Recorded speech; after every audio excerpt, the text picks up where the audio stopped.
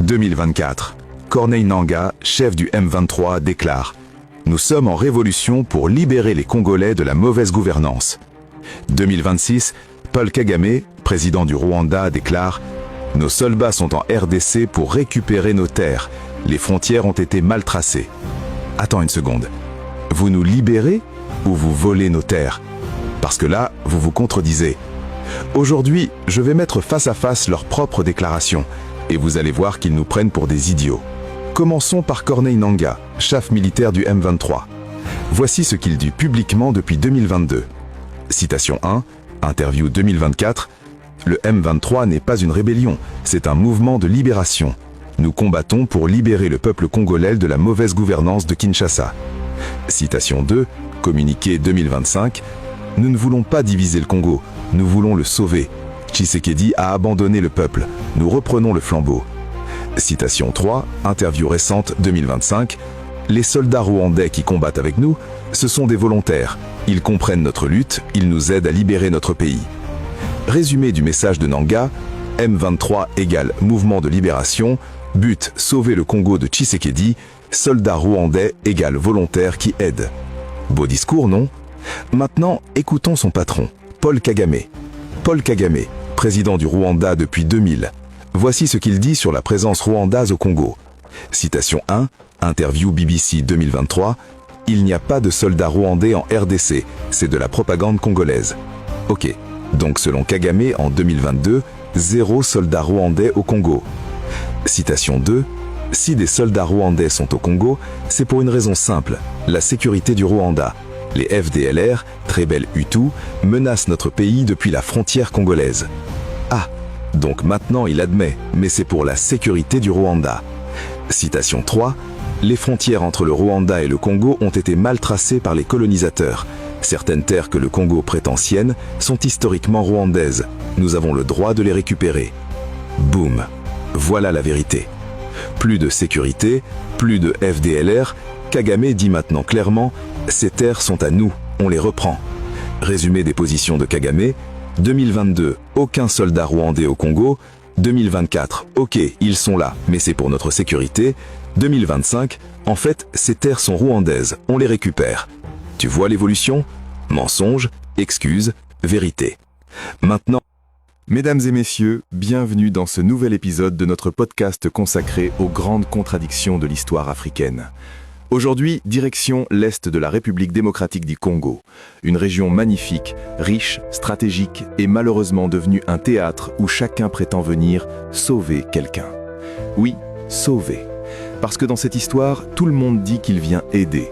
Mais étrangement, à chaque fois qu'on aide le Congo perd un peu plus de territoire. Curieux phénomène. Exactement. Et aujourd'hui, nous allons analyser une question simple mais explosive.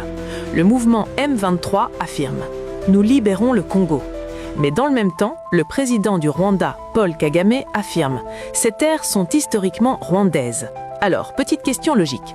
Si ces terres sont rwandaises, comment peut-on libérer un pays en récupérant son territoire ? Voilà la gymnastique politique la plus impressionnante du continent. C'est un peu comme si votre voisin entrait chez vous, prenait votre salon et disait « Ne t'inquiète pas, je te libère de ta mauvaise décoration ».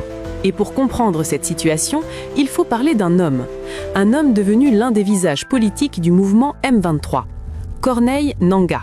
Ancien président de la commission électorale congolaise, devenu aujourd'hui chef politique du mouvement rebelle. Et il déclare très clairement « Nous libérons le Congo de la mauvaise gouvernance ». Alors, soyons honnêtes. Oui, la gouvernance congolaise a des problèmes. C'est un secret pour personne. Corruption, inefficacité, institutions fragiles. Mais depuis quand la solution à la mauvaise gouvernance, c'est une rébellion armée soutenue depuis l'étranger? C'est une méthode assez radicale. Radicale, mais surtout répétitive. Parce que ce scénario, les Congolais l'ont déjà vu, plusieurs fois. On nous dit « On vient aider à chasser Mobutu ». Résultat, occupation de l'Est du Congo. Nouveau discours, on sécurise la frontière. Résultat, deuxième guerre du Congo. 5 millions de morts, la guerre la plus meurtrière depuis la Seconde Guerre mondiale. Mais bizarrement, personne n'en parle. Nouvelle version du scénario. Le M23 apparaît. Cette fois, on dit « on veut protéger les populations ». Résultat, Goma tombe, la communauté internationale proteste, le M23 disparaît. temporairement. Et maintenant, nouvelle version du film. Même scénario, mêmes acteurs, même promesses.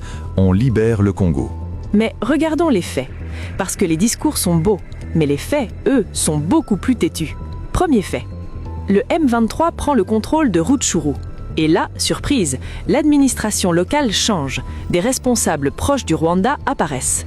Deuxième fait, les villes de Goma et Bukavu vivent sous une pression militaire énorme.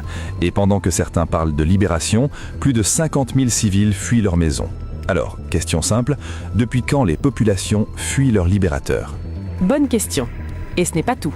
Selon plusieurs rapports humanitaires, plus de 400 000 Congolais ont été déplacés. Des camps de réfugiés débordés, des familles entières vivant sous des bâches, des enfants sans école. Mais officiellement, on appelle ça une libération.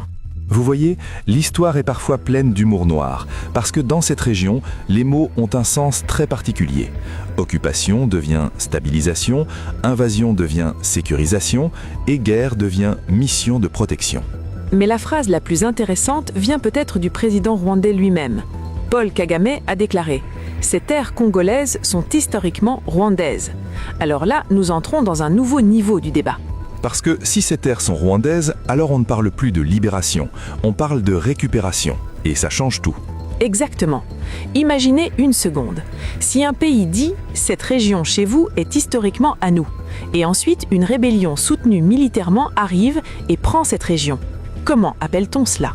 Dans le dictionnaire classique, on appelle ça une annexion. Mais dans le dictionnaire diplomatique africain, on appelle ça une opération de libération. Et pourtant, les populations locales ont déjà donné leur réponse. Quand les rebelles arrivent, les gens fuient. Quand les civils abandonnent leurs maisons, quand les villages se vident, quand les camps humanitaires explosent, ce n'est pas une libération, c'est une peur. Et cette peur est ancienne, parce que les habitants de l'Est du Congo ont déjà vécu cette histoire. Encore, et encore, et encore. Chaque décennie, un nouveau groupe armé, un nouveau discours, un nouveau sauveur. Et à la fin, toujours la même chose.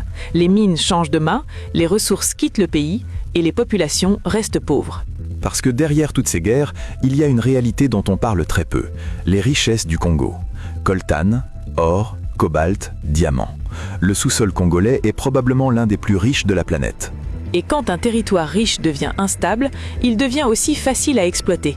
Des minerais quittent la région, des circuits commerciaux apparaissent et miraculeusement, certains pays exportent des minerais qu'ils ne possèdent même pas dans leur sol.